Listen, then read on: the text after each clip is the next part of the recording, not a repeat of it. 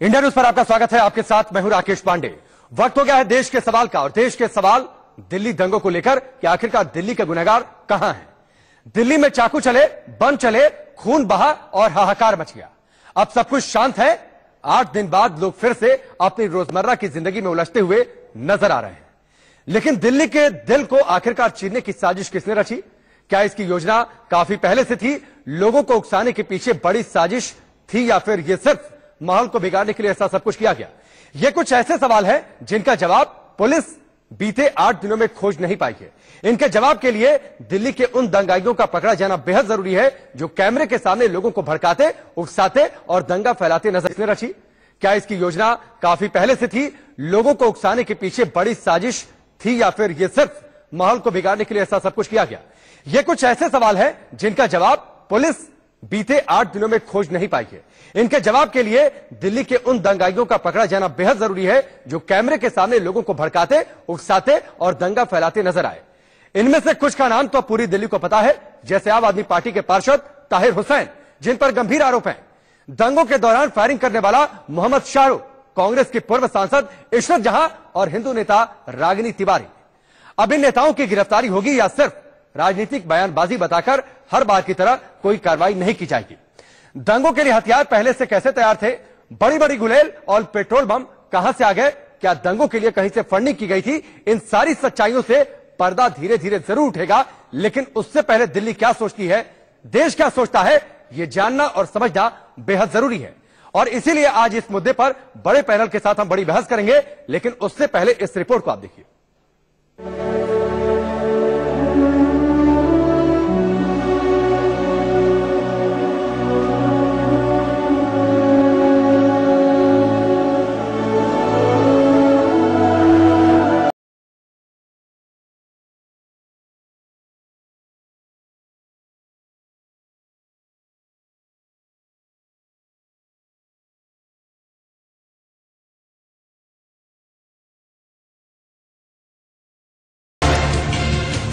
एक माँ की आंखों में आंसू, भाई के दिल में उमड़े जज्बात और बच्चे के इस मायूस चेहरे के गुनाहगार कौन हैं?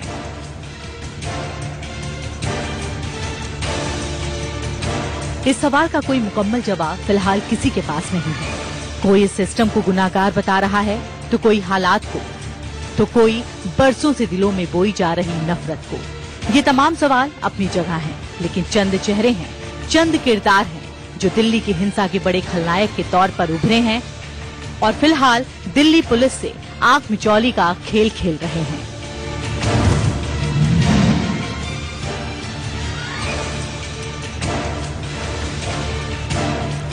तेईस फरवरी से दिल्ली के चांदबाग में कुछ लोग आगे आकर उपद्रवियों को भड़का रहे थे, जिसमें एक अहम किरदार के तौर पर आम आदमी पार्टी के चांदपुर से पार्षद ताहिर हुसैन का नाम खूब उछला। एक वीडियो सामने आया जिसमें ताहिर अपने 4 मंजिला इमारत की छत पर हाथ में डंडा लिए और उपद्रवियों को भड़काते हुए नजर आए। हालांकि ताहिर ने अपने बचाव में एक और वीडियो जारी किया और खुद को फंसाने की बात कही। हुआ है, बहुत गलत हुआ है, मैं इससे बहुत दुखी हूँ, मुझे बड़ी तकलीफ है। आप यकीन जानिए, मैं एक सच्चा अच्छा भारतीय मुसलमान हूँ और मैं हमेशा से हिंदू मुस्लिम भाईचारे के लिए काम करता रहा हूँ, आगे भी करता रहूंगा। मेरे बारे में जो भी अफवाह चलाई जा रही है, जो भी गलत फहमी चलाई जा रही है, वो सरासर गलत है। मैं जिंदगी में कभी भी किसी को नुकसान नहीं पहुँचा सकता। लेकिन हिंसा की जाँच आगे बढ़ी और ताहिर हुसैन के घर पर मीडिया के कैमरे पहुँचे तो तस्वीरें कुछ और ही बयां कर रही थी। ताहिर के घर के छत पर मौजूद पेट्रोल बम, तेजाब, गुलेल और पत्थर ने उनकी मुसीबतें बढ़ा दी। ताहिर हुसैन पर आईबी कांस्टेबल अंकित शर्मा के घर वालों ने हत्या का भी आरोप लगाया। इस बीच आम आदमी पार्टी ने ताहिर को पार्टी से निलंबित कर दिया, लेकिन हिंसा के 1 हफ्ते बाद भी पुलिस की गिरफ्त से ताहिर बाहर है।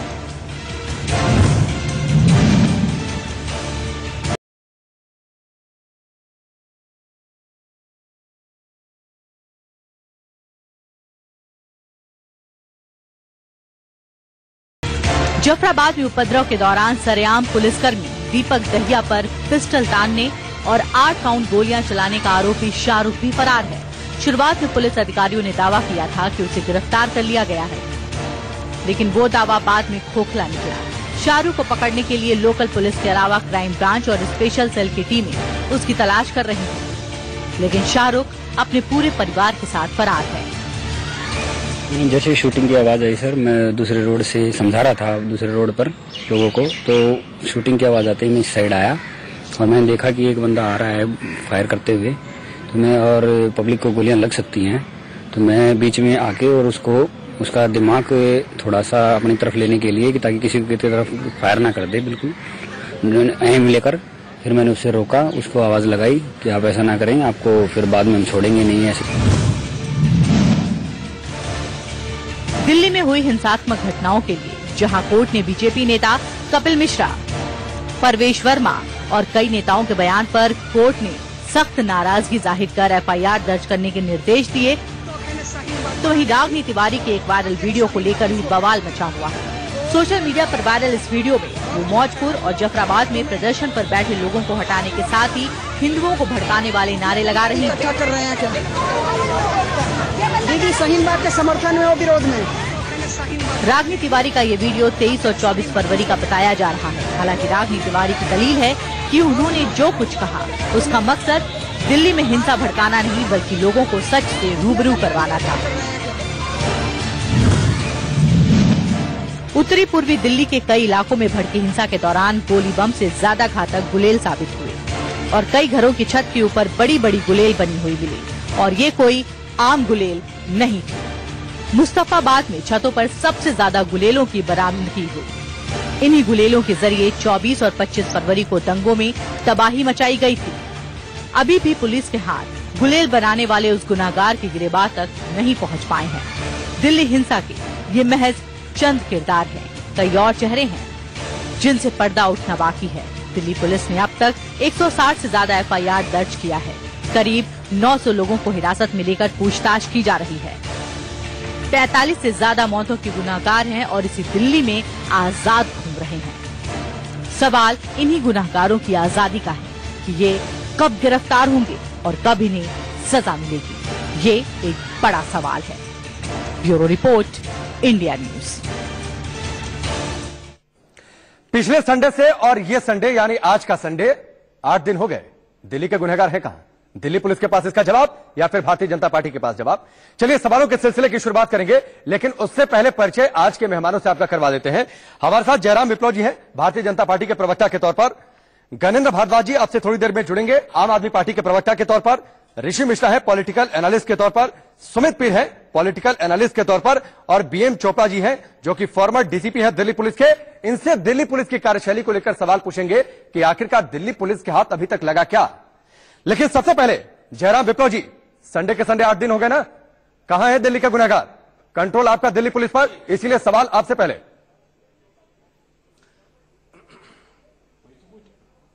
जयराम विप्लव जी से। आज पिछले 5 दिनों से शांति व्यवस्था कायम है और दिल्ली पुलिस ने इसरत नाम की एक पूर्व पार्षद जो दिल्ली प्रदेश कांग्रेस कमेटी की महासचिव भी है, उसे गिरफ्तार किया है। शाहरुख और ताहिर की तलाश जारी है, जल्द ही वो भी गिरफ्त में होंगे।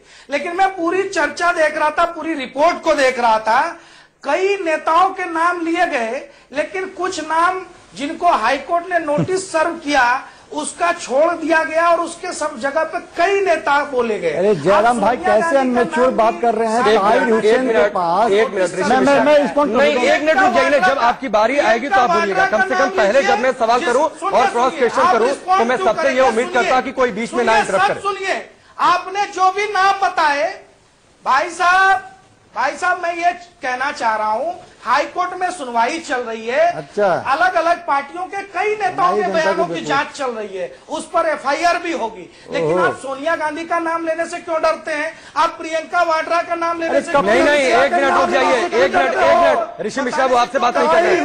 ऋषि मिश्रा वो आपसे बात नहीं कर रहे हैं। अगर आप नहीं मानेंगे ऋषि मिश्रा, नहीं प्लीज ऋषि मिश्रा, मैं नहीं चिल्लाना चाहता हूँ। ऋषि मिश्रा प्लीज। ऋषि मिश्रा एक मिनट। ऋषि मिश्रा एक मिनट रुक जाइए प्लीज। ऋषि मिश्रा अगर आप एक मिनट, ऋषि मिश्रा अगर आप मेरे प्लीज का मतलब नहीं समझेंगे, अगर मेरे आप प्लीज का मतलब नहीं समझेंगे तो आपकी आवाज में मुझे डाउन करवानी पड़ेगी और डिबेट की शुरुआत में मैं नहीं चाहता हूं ये। प्लीज आप रुक जाइए, पहले आप ऋषि मिश्रा, एक मिनट, ऋषि मिश्रा की आवाज डाउन करिए। ऋषि मिश्रा की आवाज जब तक मैं ना कहूं ऑन एयर नहीं जाएगी। मैं डिबेट की शुरुआत में मैं नहीं चाहता था कि ये करूं। प्लीज ऋषि मिश्रा इस बात को समझिए। जयराम विप्लव, अब मेरी बात सुनिए। हम किससे सवाल करें, किससे जवाब करें और किसका नाम ले रिपोर्ट में, पहली तो बात की आप ये तय नहीं करेंगे। दूसरी बात की आप ये तय नहीं करेंगे कि हम किससे डरते हैं और किससे नहीं डरते हैं। जब हम अपना काम कर रहे हैं, अपना पत्रकारिता धर्म निभा रहे हैं, हम किसी से डरते नहीं और सबसे सवाल पूछते हैं। राजधर्म की बातचीत कही गई, सत्ता में आप है ना, सत्ता में आप है ना जयराम विप्लव। किसके ऊपर सबसे ज्यादा जिम्मेदारी थी? दिल्ली को महफूज रखने की, दिल्ली को सुरक्षित रखने की, दंगाइयों को पकड़ने की। जब ट्रंप दिल्ली में थे, दिल्ली में किसी तरीके की कोई साजिश ना पनपे, इसको रोकने की जिम्मेदारी किस पर थी? किसके पास इंटेलिजेंस सिस्टम का कंट्रोल है? आप मानिए कि आप फेल हो गए। बिल्कुल उसकी जिम्मेवारी हमारी थी। हमने ऋषि मिश्रा, आपकी आवाज नहीं जा रही ऑन एयर, इसलिए प्लीज आप शांत रहिए। नियंत्रण में लिया, कोई फेल नहीं हुआ। लेकिन सर, ये भी सवाल आपको उठाना पड़ेगा। आपको ये भी देखना पड़ेगा कि लगातार 2 महीने से जो सीएए को लेकर के भारतीय मुसलमानों के अंदर एक डर पैदा करके उनके अंदर एक घृणा की भावना पैदा की जा रही थी, वो हिंसा भड़काने की कोशिश की जा रही थी। आखिर इशरत जहां कौन है? दिल्ली प्रदेश कांग्रेस नहीं जयराम विप्लव, आप कांग्रेस पर आरोप लगाते रहिए, आप आम आदमी पार्टी पर आरोप लगाते रहिए। ये दोनों पार्टियां आप पर आरोप लगाते रहिए। इससे हासिल क्या होगा? क्या उन 40 लोगों की जान वापस आ जाएगी जिन लोगों ने अपनी जिंदगी खो दी, या फिर उनके घर उन्हें वापस मिल जाएंगे जिनके घर दंगों में जल गए? यह हासिल हो जाएगा क्या? यह हासिल हो जाएगा क्या? मुझे इसका जवाब दीजिए। पिछले संडे को 1 हफ्ता बीत गया, 8 दिन हो गए। हमारे सहयोगी नरेश बिस्वानी मौजपुर में तैनात थे, लाइव दे रहे थे। उस दौरान वहां पर पत्थरबाजी शुरू हो गई, उनके हाथ में भी चोट आई थी, उन्हें भी चोट लगी थी। तब तस्वीरों में हमने देखा था किस तरीके से दिल्ली में हिंसा भड़काई जा रही है। ये सब कुछ सुधर जाएगा क्या आपके इन आरोप प्रत्यारोपों से? मुझे सीधे से इसका जवाब दीजिए। मैं आपके सामने बैठा हूं क्योंकि दिल्ली पुलिस के मुस्तैदी ने लक्ष्मी नगर में मंगलवार की शाम 5 बजे एक बड़ी घटना होने से रोक लिया। सवाल क्या करना, जवाब क्या दे रहे हैं? नहीं और एक मिनट रुक जाइए ऋषि मिश्रा। और जिन ताहिर हुसैन का आपने नाम लिया जयराम विप्लव, जिन ताहिर हुसैन का नाम आपने लिया, उन पर FIR कब दर्ज होती है? जब सारे चैनल तस्वीरों को सामने रखकर पीछे पड़ जाते हैं। जब उनके घर से पेट्रोल बम बरामद होता है, गुलेल बरामद होता है, 2 दिन बाद नींद खुलती है दिल्ली पुलिस की और उसके बाद जाकर घर सील किया जाता है। यह कार्यशैली, यह कंट्रोल दिल्ली पुलिस पर। मैं यही बताने की कोशिश कर रहा हूं राकेश जी, दिल्ली पुलिस ने अपने जवानों को खोया है। दिल्ली पुलिस के जवान अस्पताल में है और आप इतने अमानवीय व्यवहार में मत आइए कि दिल्ली पुलिस की इस जाबाजी को, दिल्ली पुलिस के लोगों की इस हिम्मत को आप नकार दीजिए। ये आपका भाषण नहीं चलेगा ना? आपकी सरकार चल रही है क्या कि मैं आपसे ज्यादा सवाल पूछूं? पुलिस सबको उड़ा देती है। नहीं तो काउंटर जब आपकी बारी आएगी तो आप करिएगा। ऋषि मिश्रा, एक बात समझिए, ऋषि मिश्रा, डिबेट कैसे चलेगा और डिबेट में होस्ट कर रहा हूं तो ये मैं तय करूंगा कब कितना किसको समय दूं। इसलिए प्लीज आप इस पर सवाल मत करिए, अपना काम करिए। आज जयराम जी 30 सेकंड आप अपनी बात पूरी करिए, फिर ऋषि जी आपके पास आता हूं। नहीं है, IB के अधिकारी अंकित शर्मा नहीं है।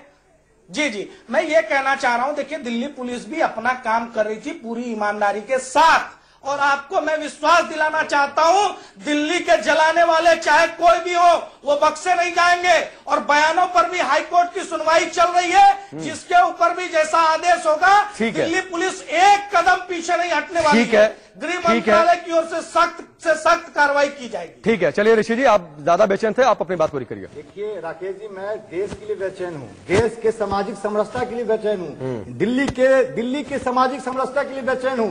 मुझे बेचैनी तब होती है जब हमारे गृह मंत्री और प्रधानमंत्री चाइना के दीवार बनाने में व्यस्त होते हैं, गुजरात विकास मॉडल को छुपाने के लिए व्यस्त होते हैं, लेकिन दिल्ली जल रही होती है, उनके लिए उनके पास समय नहीं होता। मैं तब बेचैन होता हूं जब हमारे मासूम भाइयों को मारा जाता है, चाहे अंकित शर्मा हो चाहे और कोई लोग हो। ये बताइए, 70 दिनों से सीए प्रोटेस्ट चल रहा था, आपको कई अप्रिय घटना देखने को मिला। कपिल मिश्रा के बयान के बाद, कपिल मिश्रा ने जिस प्रकार से बयान दिया, भी बहुत बयान आ गए थे, जो है उससे पहले भी बहुत बयान आ गए थे। ऋषि मिश्रा, कपिल मिश्रा के पहले कितने बयान आए? ऋषि मिश्रा, कपिल मिश्रा के पहले कितने बयान आए? आपके गुरु नहीं, ये बात तो आपको जयराम जब बोल रहे थे तब नहीं समझ में आई, जैसे उन्होंने बोलना शुरू किया आपने इंटरप्ट कर दिया। राकेश जी मेरी बात तो सुन लीजिए। कपिल मिश्रा कल भी रैली जो निकाले हैं विदाउट दिल्ली पुलिस के परमिशन, क्यों सुन ले? कल भी क्या हो रहा है? कपिल मिश्रा देश का संविधान है, देश संविधान से चलेगा। कपिल मिश्रा अमित शाह नरेंद्र मोदी से चलेगा। क्यों नहीं कपिल मिश्रा पे कार्रवाई होती है?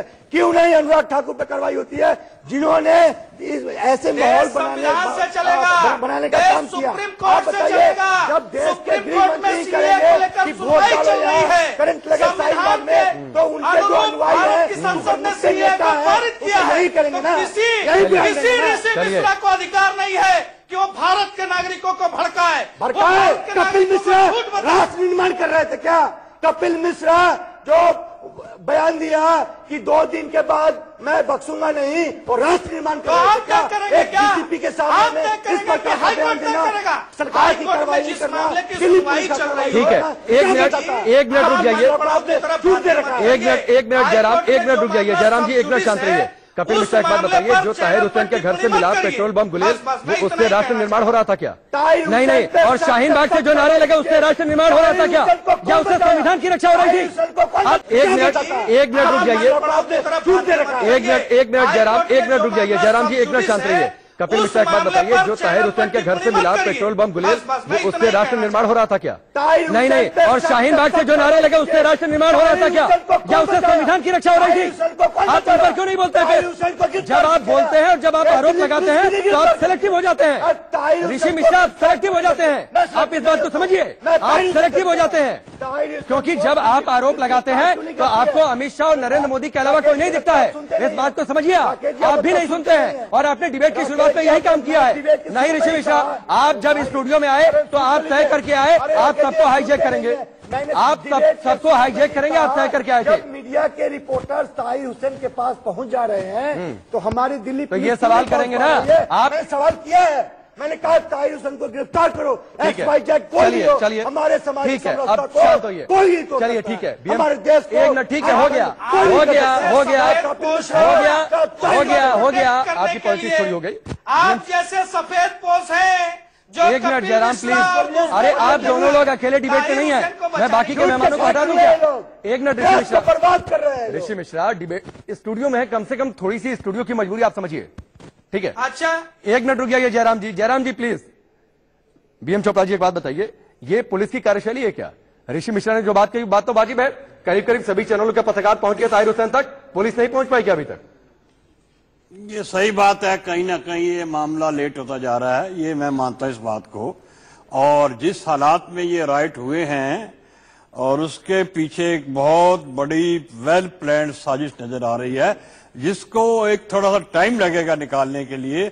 और जिस प्रकार राइट हुए हैं और लोगों का घर उजाड़ दिया गया है जिनका कसूर भी नहीं था, मुद्दा नहीं था, कोई मुद्दा नहीं था हिंदू मुस्लिम का, और एकदम झगड़े हो गए और पुलिस को भी ये नॉलेज नहीं था। मैं एक बार और मानता हूं कि इसमें दिल्ली पुलिस की कोई ना कोई इंटेलिजेंस का भी चिन्ह लगता है, जिसके बारे में इंक्वायरी की जा रही है और उसका जो होगा एक्शन अलग होगा। मगर नहीं, लेकिन जो बातें चोपड़ा जी, जो बातें सामने हैं, ताहिर हुसैन को लेकर आरोप लगे, ताहिर हुसैन की सारी तस्वीरें सामने आ गई। जब गुलेल बम मिलता है, पेट्रोल बम मिलता है, अलग अलग तरीके के हथियार मिलते हैं, एसिड मिल जाता है, तस्वीरें साफ हो जाती हैं, तब पुलिस को सुधाती है कि ताहिर हुसैन का घर जाकर सील करना चाहिए। ताहिर हुसैन के घर में इतना सारा सामान इकट्ठा करा जा रहा था छतों पर, और वो कहता है कि मुझे पता ही नहीं था। अरे वो आम आदमी का एक मस्जिद मेंबर है, आज से 20 साल आके उसने इतनी संपत्ति अर्जित कर रही कि वो उसकी इतनी धाक हो गई, सब उसकी पकड़ में आ गए और वो वहां से गायब हो गया। तो ये मामला संदेहजनक है। नहीं, जो बातें चोपड़ा जी, जो बातें सामने हैं, जो बातें सब चैनलों ने दिखा दी कि पेट्रोल बम मिला, गुलेल मिला, एसिड मिली, काफी ज्यादा संख्या में मिली और कितनी बड़ी तैयारी थी उस घर से, उसके बाद दिल्ली पुलिस को सुधाती है कि ताहिर हुसैन का घर सील करना चाहिए 2 दिन बाद।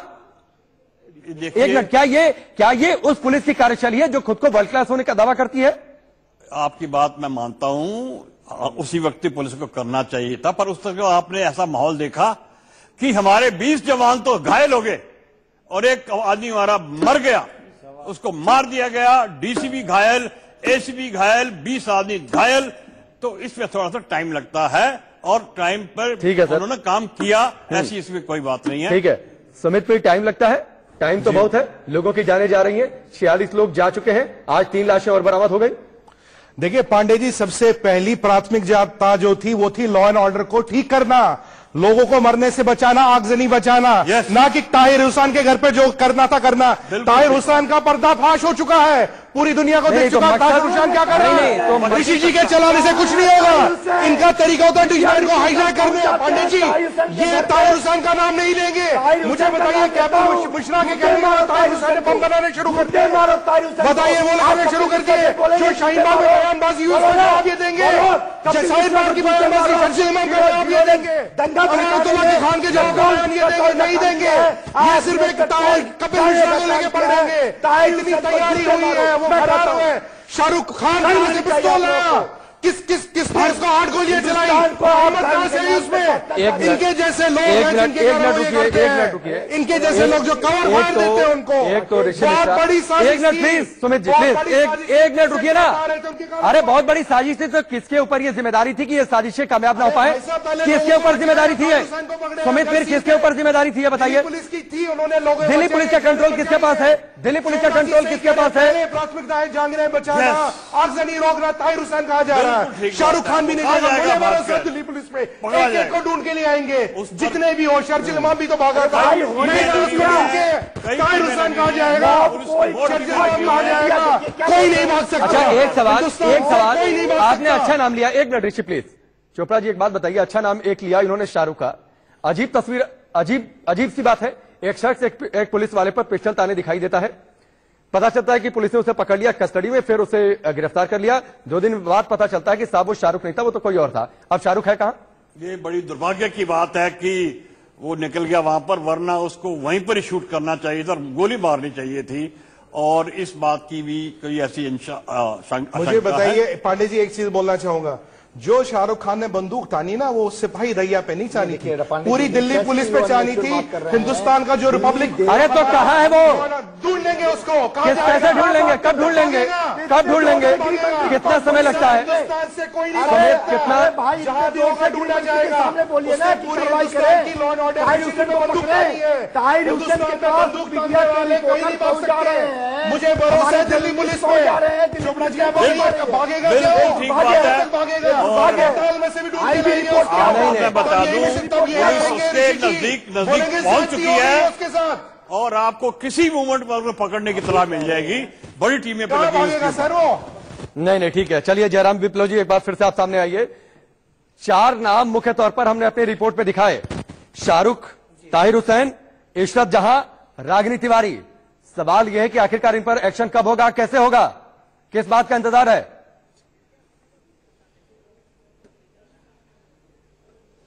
कुछ गिरफ्तार हो चुके हैं और कुछ आपको जल्दी गिरफ्तार नहीं। इन 4 में से कौन गिरफ्तार हो गया? सख्ती के साथ कार्रवाई होगी, कौन गिरफ्तार हुआ? कार्रवाई में कहीं कोई चूक नहीं होगी। इशरत गिरफ्तार हुआ, मीडिया रिपोर्ट। इशरत गिरफ्तार नहीं हुआ, क्या आपने न्यूज नहीं पढ़ा? ये प्रोटेस्ट पे थी वो। आप ऋषि मिश्रा, अभी इशरत जो दिल्ली कांग्रेस कमेटी की महासचिव है, उसको गिरफ्तार किया गया हिंसा के लिए, आपको जानकारी होनी चाहिए।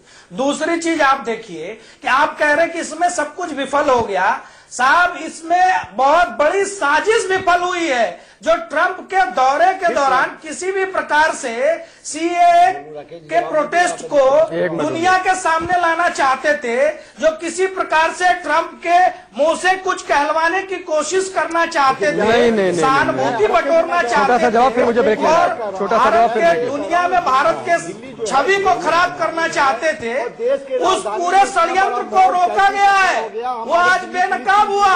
और ट्रंप साहब ने सीए, कश्मीर और क्या कर रही थी? क्या दिल्ली पुलिस को वहाँ के एसएचओ को, अरे मैं बोलने दीजिए, आप जवाब दे दीजिएगा, अरे मुझे बोलने तो दीजिए, जवाब दे दीजिएगा। दिल्ली पुलिस मौके वारदात में कार्रवाई करती, क्या वहाँ पे कर्फ्यू लगा दिया गया होता तो क्या ये दंगा हो पाती? चलिए ठीक है, आप लोग लड़िए। सारे मेहमान हमारे साथ जुड़े हुए हैं और इस हिस्से की शुरुआत जयराम विप्लव में आपके साथ करता हूं। और मैं चाहूंगा थोड़ा सा संजीदगी से इस हिस्से में बातचीत हो जाए। कब एक्शन होगा, कैसे एक्शन होगा, ठोस तौर पर उस एक्शन का अभी तक नतीजा क्या रहा, 8 दिन के बाद क्या कोई ठोस जवाब है जिससे थोड़ा बहुत संतोष हो सके?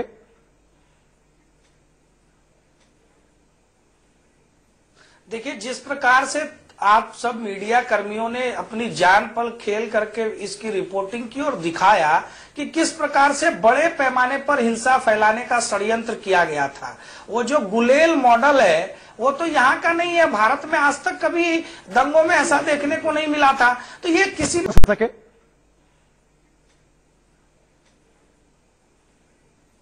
देखिए, जिस प्रकार से आप सब मीडिया कर्मियों ने अपनी जान पर खेल करके इसकी रिपोर्टिंग की और दिखाया कि किस प्रकार से बड़े पैमाने पर हिंसा फैलाने का षड्यंत्र किया गया था। वो जो गुलेल मॉडल है वो तो यहाँ का नहीं है, भारत में आज तक कभी दंगों में ऐसा देखने को नहीं मिला था। तो ये किसी भी प्रकार से सांप्रदायिक दंगे नहीं थे, ये राजनीतिक संरक्षण में पल रहे लोगों द्वारा बिल्कुल राजनीतिक दृष्टिकोण से तो ये जिम्मेदारी किसकी थी कि साजिशों को नाकाम कर दें? तो आप मानिए कि आप इस जिम्मेदारी को निभाने में विफल हो गए। चलिए यही मान लीजिए आप। चाइना का दीवार बना रहे थे, गलत बोल रहे हैं राकेश। कुछ नया खोजिए ना, चाइना की दीवार क्या है? कैसे मिश्रा जी, झूठ की फैक्ट्री, चाइना की दीवार पुरानी हो गई, नया जुमला नया जुमला तो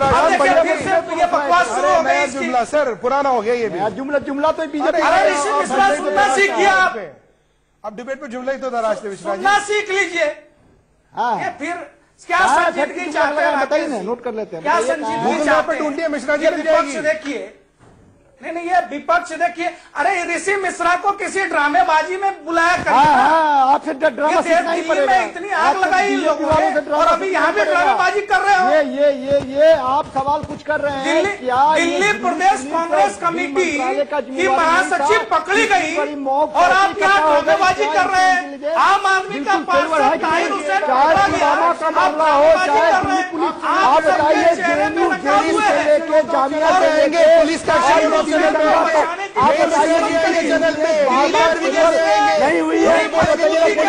जारी हुई है।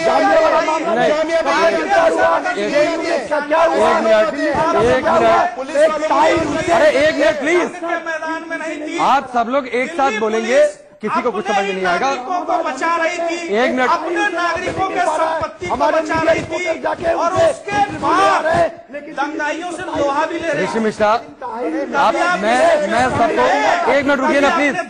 ऋषि मिश्रा, मैं हट जाऊं।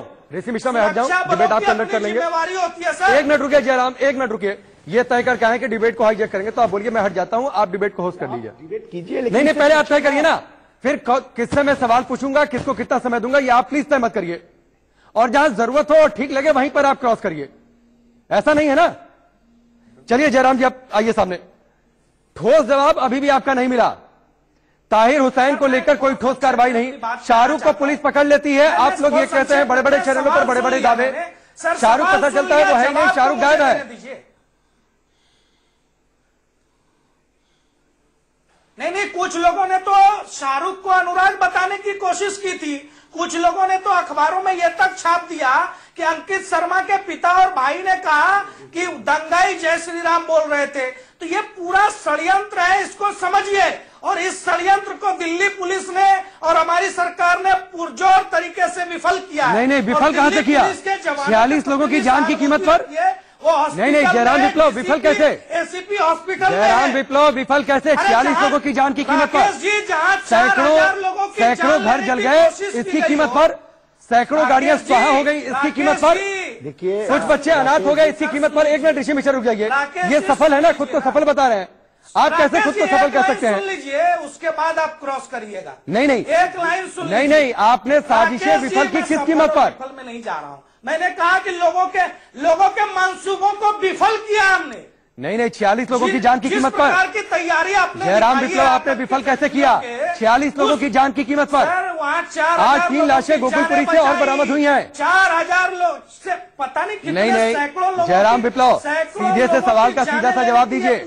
आपने कहा साजिशों को विफल किया, किस कीमत पर विफल किया? जानों की रक्षा हुई। नहीं, जयराम विप्लव साजिशों को किस कीमत पर विफल किया? आज 5 दिन से दिल्ली में शांति है। हमने इसीलिए खुश है क्या? किया है। नहीं नहीं, इसलिए खुश हैं और वो दर्द भूल गए जो पहले 4 दिनों में था। सीधे खुश होने का वक्त नहीं है राकेश जी, खुश होने का वक्त नहीं है। ये देश में कोई कैसे भूल जाइएगा नहीं हुई, उसके दर्द खुश होने का वक्त नहीं है। हमने हमेशा सीधी कार्रवाई की है। पाते हैं अंकित शर्मा की मौत पे 400 बार। अरे ड्रामा मत करो, हमारे प्रधानमंत्री का दर्द दिख रहा है। ऋषि मिश्रा चौकीदार हूँ, मध्यम सेवक हूँ, आपका दर्द दिख रहा है। दंगा फैक्ट्री एरिया में आम आदमी पार्टी के पार्षद गृहमंत्री को नहीं जाना चाहिए कर रहे थे। क्या आपकी कांग्रेस की नेताएं लोगों की हत्याएं नहीं आएंगे वो जेल में बंद है। उस दिन यही मिश्रा जी आएंगे, उस दिन यही कहते दिल्ली पुलिस से उस दिन जेल में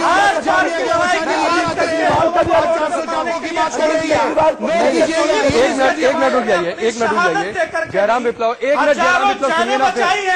जयराम 1 मिनट रुकिए। अरे 1 मिनट रुकिए ना ऋषि मिश्रा, सर मुझे आपको कैसे नींद आ जाती है? गया हूँ पांडे जी, मैं से नहीं बोलता हूँ, मैं गया हूँ चंद। ठीक है, 1 मिनट, किस लिए? 1 मिनट रुकिए ना प्लीज, 1 मिनट रुकिए please. Jairam 1 minute please. Jairam किस लिए गए थे? ठीक है, सुमित पीर एक बात बताइए। अरे 1 मिनट रुकिए। अरे भाई साहब बोलने दीजिए। सुमित पीर एक बात बताइए, ताहिर हुसैन पर तो फिर भी आम आदमी पार्टी ने कार्रवाई कर दी जब सवाल उठा, बीजेपी ने कार्रवाई की क्या? देखिए भाई साहब, कशपिल मिश्रा जी ने जो कहा, खुले मीडिया में जो कार्रवाई उन पे कोर्ट करे, पुलिस बने, जो बनती है। नहीं पार्टी कोई कार्रवाई नहीं करेगी ना। देख जो बने वो करे, बीजेपी जाने करे ना करे, पार्टी चलिए ठीक है। जयराम जी आप बताइए, 1 मिनट बीजेपी जाने ना। और उन्होंने कोई धमकी नहीं दी है, उन्होंने धमकी नहीं दी थी कोई। समेत मुझे बताइए, जो शाहीन बाग में बयान दिए गए वो क्या थे? 3 लोगों इमाम के बयान क्या थे? जेएमयू के बयान क्या थे? एमयू के बयान क्या थे? उन्होंने बम की फैक्ट्री लगाई क्या? उन्होंने खनन बनाई क्या? स्टेशन खरीदा क्या कपिल मिश्रा ने? सबको अरेस्ट कीजिए, सबको अरेस्ट कीजिए। उन्होंने अगर उन पे कुछ सामाजिक समरसता को कोई कानून से ऊपर नहीं है, चाहे वो कोई भी हो। ये आरोप लगाया कोई फर्क नहीं, गलत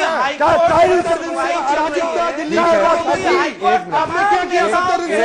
किसी भी पार्टी अरे 1 मिनट रुकिए ना प्लीज। बयानों के ऊपर कार्रवाई जयराम विप्लव, पुलिस को 4 हफ्ते का वक्त मिला है अपनी रिपोर्ट फाइल करने का। जयराम विप्लव सुनना नहीं चाहते तो क्या ये चिल्ला चोट कर रहे हैं? जयराम विप्लव, कोर्ट ने भी कह दिया कि हेट स्पीच पर एक्शन होना चाहिए था। नेताओं का नाम तक ले लिया, नेताओं का नाम तक ले लिया कोर्ट ने। तो क्या पार्टी की कोई जिम्मेदारी नहीं बनती है क्या? नैतिक जिम्मेदारी? या आप लोगों ने खुले छोड़ रखा है कुछ लोगों को कि जो मन में आए बोलते रहे, लोगों को भड़काते रहे, हिंसा फैलाने में अपना योगदान भरपूर देते रहे? आप सुनेंगे? सुन लीजिए। अरे भाई साहब, आपके बोलने से न्याय नहीं मिल जाएगा, मुझे भी बोलने दीजिए, शायद कुछ बात बने। दिल्ली हाईकोर्ट ने तमाम राजनीतिक बयानों की जांच के लिए दिल्ली पुलिस को एक रिपोर्ट दाखिल करने के लिए 4 हफ्ते का वक्त दिया है। वो कार्रवाई चल रही है, वो कार्रवाई होगी।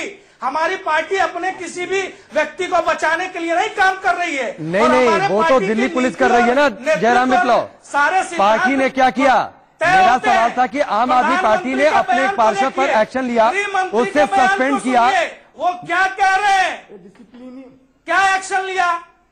नहीं, आप आम आदमी पार्टी क्या पार्षद जब हत्या के जुर्म में उस पर एफआईआर हो जाएगी, उसके घर से इतने विस्फोटक चीजें बरामद होंगी, तब जाकर के एक दिन पूरा संजय सिंह ने बचाव किया, अगले दिन जाकर के उसको पार्टी से निलंबित किया। आपने इसको अपना ढाल बना लिया। एक मिनट मैं चोपड़ा जी के पास चला जाऊं। ठीक है केजरीवाल इतने संजीदा है, ठीक है जयराम जी समझ में आ रहा है।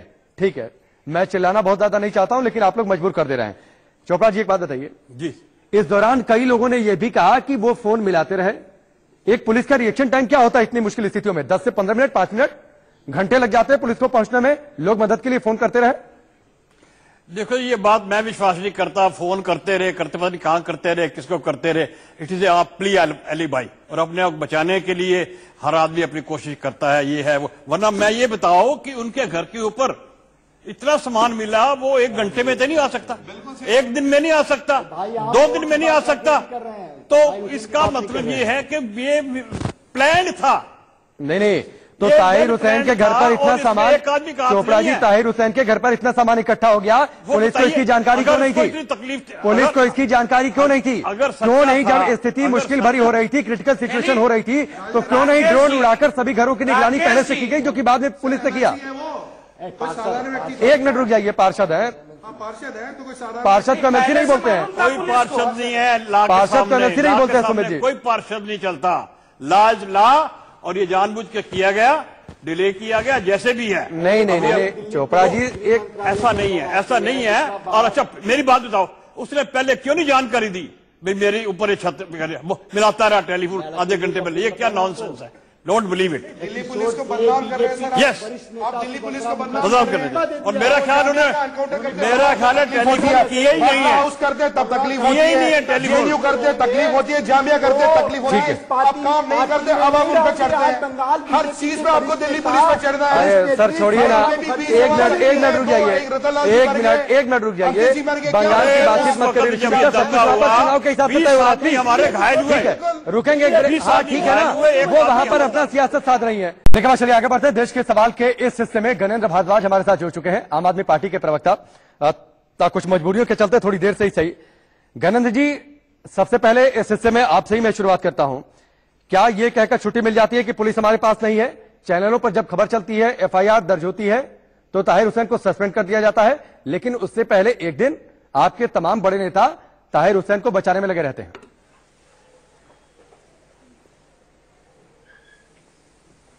देखिए, अभी दिल्ली के जख्मों पे मरहम लगाने का समय है। दिल्ली में जिस तरीके की आगजनी हुई, जिस तरीके के दंगे हुए, दिल्ली के चेहरे पे एक बदनुमा दाग की तरह दंगे रह जाएंगे। अभी सरकार के नाते हमारा ये काम है कि हम किस तरीके से रिहेबिलिटेशन का काम करें, किस तरीके से लोगों को पास हर संभव सहायता पहुंचाए, किस तरीके से जिन लोगों का जीवन इतने साल से अच्छा चल रहा था, बिल्कुल पटरी पे उतर गया, उनके जीवन को पटरी पे लाया जाए, कंपनसेशन के तहत मदद की जाए। मैं आपको बताना चाहता हूं, कल हमारे पास 69 लोगों के फॉर्म्स आए जिन लोगों को इमीडिएट रिलीफ चाहिए था, और कल शनिवार रात को आए हैं। आज संडे को सुबह सुबह हमने 69 लोगों को 25-25 हजार की तत्काल आर्थिक मदद दी है। हमारी सरकार पूरे काम में लगी है। स्वयं सीएम साहब और डिप्टी सीएम साहब लगातार डीसी नॉर्थ ईस्ट से बात कर रहे हैं, लगातार।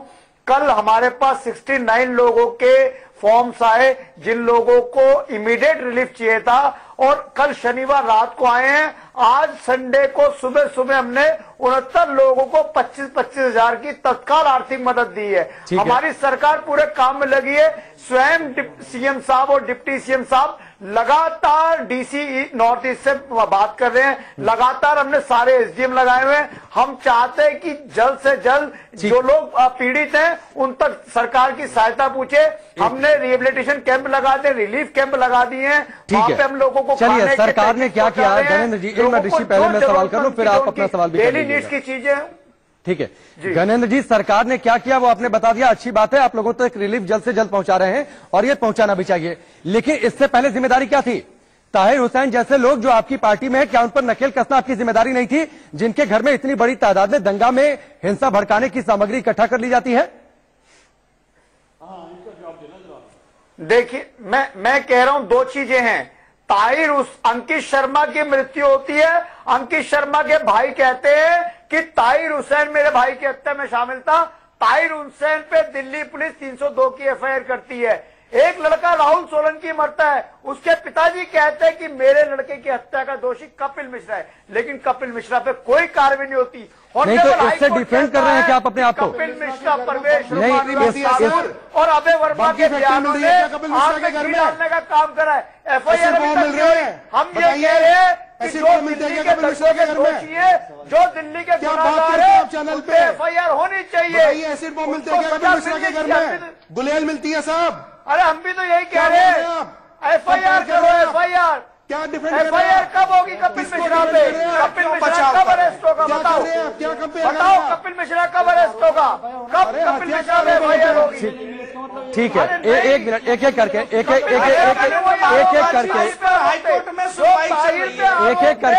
करके, एक मिनट प्लीज प्लीज प्लीज। ठीक है, भाई कहता है कि मेरे भाई नहीं, बिल्कुल आरोप नहीं है। कपिल मिश्रा के घर से कोई बम नहीं मिला। एक मिनट रुक जाइए। ताहिर हुसैन के घर से पेट्रोल बम मिला, ताहिर हुसैन के घर से पत्थरों भरी बोरियां मिली, ताहिर हुसैन के छत पर बड़ी सी गुलेल मिली, ताहिर हुसैन के घर से कपड़े मिले, और उसकी तुलना आप कपिल मिश्रा से कर रहे हैं। आपको अरे दिल्ली पुलिस पे भरोसा है कि नहीं? तो आप तक भी ठीक है ठीक है। नहीं, एक मिनट, बीजेपी पर आरोप था, बीजेपी की ओर से जवाब हो गया। एक मिनट, जयराम और गणेंद्र जी, एक मिनट प्लीज, आप दोनों लोग शांत रहिए। एक मिनट, आप दोनों लोग शांत रहिए प्लीज प्लीज। थोड़ा सा समय की मजबूरी है। ऋषि जल्दी से प्लीज। मुख्यमंत्री का काम नहीं है। मुख्यमंत्री दंगा पीड़ित इफेक्टेड एरिया में मुख्यमंत्री के मंत्री और मुख्यमंत्री के एमएलए कब जाएंगे? क्या दंगा इफेक्टेड एरिया में मुख्यमंत्री को नहीं जाना चाहिए, जो अपने आप को जनता का सेवक बताते हैं? केजरीवाल जी चुनाव से पहले जो पप्पी बांट रहे थे, आज केजरीवाल जी को दंगा इफेक्टेड एरिया में, चांदबाग में, सिर्फ बिहार में जाने की जरूरत नहीं है। आम जनता से मिलने की जरूरत नहीं है। आप वहां दिल्ली के मुख्यमंत्री हैं, आप जवाब ले लीजिए। अरे सवाल सकते हैं ऋषि मिश्रा, सवाल की तरह जल्दी गणेश जी इनका जवाब दीजिए। हम उनके साथ खड़े हैं। अरे कब जाएंगे ऐसा बताइए ना। हम खड़े हैं, बैठे। मैं नहीं पूछ रहा हूँ, मुख्यमंत्री दंगा इफेक्टेड एरिया में हम जा रहे भैया, रोज जा रहे हैं। हमारे पूरे वॉलंटियर वहाँ लगे हुए, सीएम और डिप्टी सीएम वहाँ पे बैठ के मॉनिटरिंग कर रहे हैं। अरे मुख्यमंत्री अरविंद केजरीवाल जी कब जा रहे हैं? डिप्टी सीएम कब जा रहे हैं? अब बताइए। मैं परसों चांदबाग गया था, वहाँ की जनता से मैंने बात किया, बोला अरे ऋषि मिश्रा बोलकर शांत हो जाइए ना। मैं भी आपके सवाल का जवाब सुनने के लिए शांत था। विधायकों को खदेड़ा जा रहा है। ऋषि मिश्रा को एक मिनट, सब लोग शांत हो जाइए। गणेंद्र जी, जो ऋषि मिश्रा ने सवाल किया, एक मिनट रुक जाइए। जो ऋषि मिश्रा ने सवाल किया उसका 15 सेकंड में जवाब दीजिए, फिर मैं सुमित जी आपके पास आता हूं। देखिए, मैं किसी ऋषि मिश्रा को यहां जवाब देने के लिए नहीं बैठा, मैं आपको जवाब देने के लिए बैठा। मैं बता रहा हूं कि हमारी सरकार पूरी मुस्तैदी से काम कर रही है। हमारी सरकार पिछले 6 दिन से लोगों के बीच में कंपनसेशन देने का काम कर रही है। लोगों को जल्द से जल्द सीएम कब जाएंगे जनता के बीच में? हमारी सरकार के जुरिसडिक्शन में जो काम कर रहे हैं, हम उन परिवारों के साथ खड़े हैं, उन परिवारों का दर्द बांट रहे हैं, उन परिवारों को जल्द से जल्द सहायता मिले, हर संभव सहायता देने। ठीक है, चलिए ठीक है। एक मिनट गणेंद्र जी, सुमित आप कुछ कह रहे थे।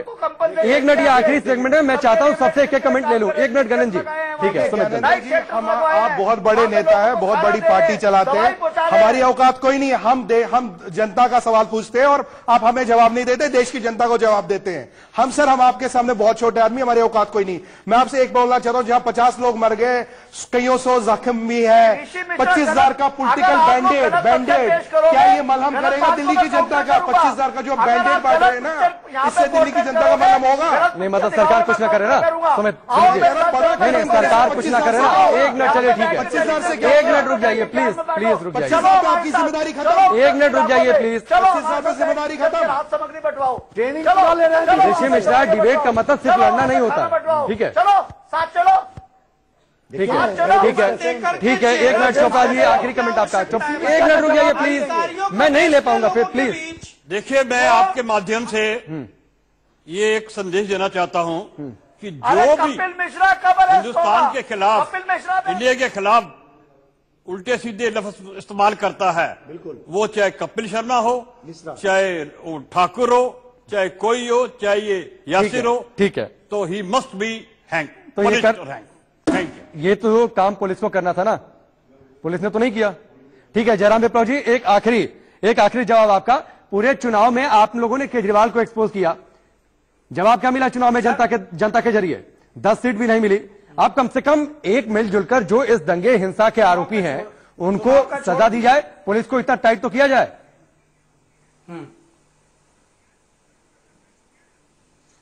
मैं स्पष्ट रूप से आपको बताना चाहता हूं कि देखिए, हमने तो इनका पिछला कार्यकाल भी देखा था, 4.5 साल तक कैसी लड़ाई करते रहे। लेकिन अभी ठीक है, ये गृह मंत्री जी की बैठक में मौजूद रहे और साथ मिलकर के दिल्ली की स्थिति संभालने की इन्होंने बात कही है। लेकिन जिस प्रकार से इनके नेता ताहिर हुसैन के बचाव में अब भी खड़े हैं, संजय सिंह और अमानतुल्लाह, मैं पॉइंट आउट करके नाम बता रहा हूं आपको, ट्वीट्स आप देख लीजिए, वो दुर्भाग्यपूर्ण है। जयराम जी, वो अपने नेताओं का बचाव कर रहे हैं, आप अपने नेताओं का बचाव करते रहिए और राहत का काम करना, जनता का बचाव कोई ना करे, उसके लिए नहीं है। हम किसी का बचाव नहीं कर रहे हैं। हाईकोर्ट ने जो समय दिया है उसके समय में दिल्ली पुलिस जो भी कार्रवाई, फैक्ट फाइंडिंग हो सके। अब ज्यादा जय हिंद बोलिए। चलिए, आप सबका हमसे जुड़ने के लिए बहुत बहुत शुक्रिया। आज के लिए बस इतना ही।